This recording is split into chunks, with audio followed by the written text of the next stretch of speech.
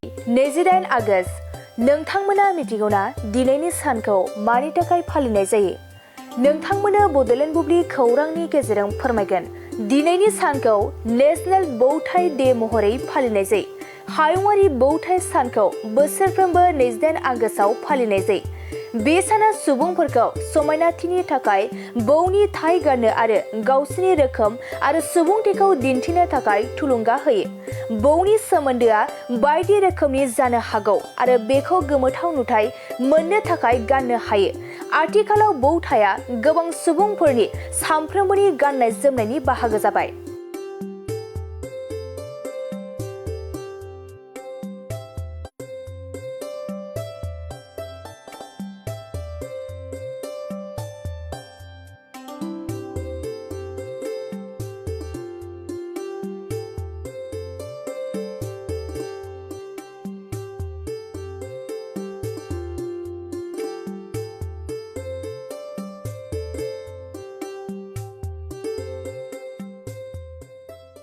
दिनै 28 आगस्ट नोंथांमोना मिथिगौना दिनैनि सानखौ मानि थाखाय फालिनाय जायो? नोंथांमोनो बड'लेण्ड बुब्लि खौरांनि गेजेरजों फोरमायगोन।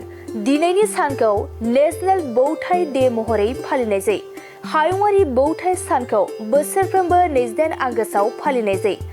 बे साना सुबुंफोरखौ समायनाथिनि थाखाय बौनि थाय गाननो आरो गावसोरनि रोखोम आरो सुबुंथिखौ दिन्थिनो थाखाय थुलुंगा होयो। बौनि सोमोन्दोआ बायदि रोखोमनि जानो हागौ आरो बेखौ गोमोथाव नुथाय मोननो थाखाय गाननो हायो।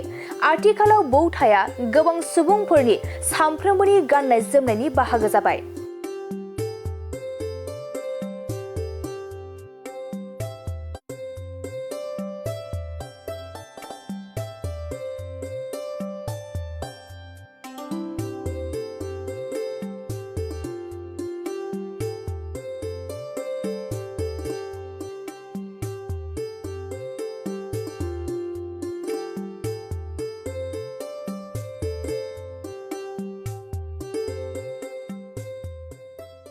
दिनै 28 आगस्ट नोंथांमोना मिथिगौना दिनैनि सानखौ मानि थाखाय फालिनाय जायो?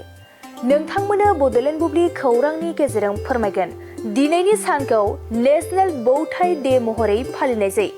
हायुङारि बौथाय सानखौ बोसोरफ्रोमबो 28 आगस्टआव फालिनाय जायो। बे साना सुबुंफोरखौ समायनाथिनि थाखाय बौनि थाय गाननो आरो गावसोरनि रोखोम आरो सुबुंथिखौ दिन्थिनो थाखाय थुलुंगा होयो। बौनि सोमोन्दोआ बायदि रोखोमनि जानो हागौ आरो बेखौ गोमोथाव नुथाय मोननो थाखाय गाननो हायो।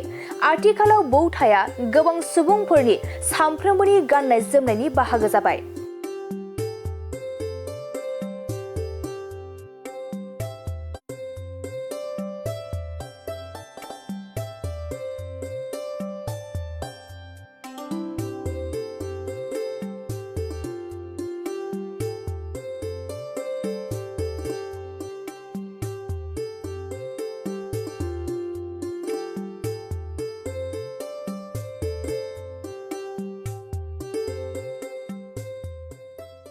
दिनै 28 आगस्ट नोंथांमोना मिथिगौना दिनैनि सानखौ मानि थाखाय फालिनाय जायो? नोंथांमोनो बड'लेण्ड बुब्लि खौरांनि गेजेरजों फोरमायगोन। दिनैनि सानखौ नेशनेल बौथाय डे महरै फालिनाय जायो। हायुङारि बौथाय सानखौ बोसोरफ्रोमबो 28 आगस्टआव फालिनाय जायो। बे साना सुबुंफोरखौ समायनाथिनि थाखाय बौनि थाय गाननो आरो गावसोरनि रोखोम आरो सुबुंथिखौ दिन्थिनो थाखाय थुलुंगा होयो। बौनि सोमोन्दोआ बायदि रोखोमनि जानो हागौ आरो बेखौ गोमोथाव नुथाय मोननो थाखाय गाननो हायो। आथिखालाव बौथाया गोबां सुबुंफोरनि सानफ्रोमबोनि गाननाय जोमनायनि बाहागो जाबाय।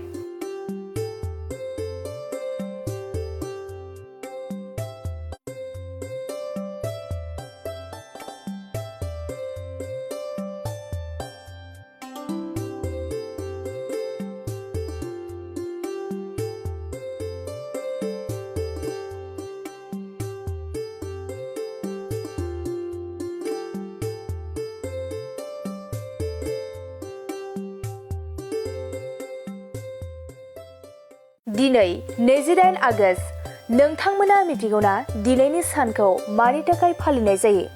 नोंथांमोनो बड'लेण्ड बुब्लि खौरांनि गेजेरजों फोरमायगोन। दिनैनि सानखौ नेशनेल बौथाय डे महरै फालिनाय जायो। हायुङारि बौथाय सानखौ बोसोरफ्रोमबो 28 आगस्तआव फालिनाय जायो।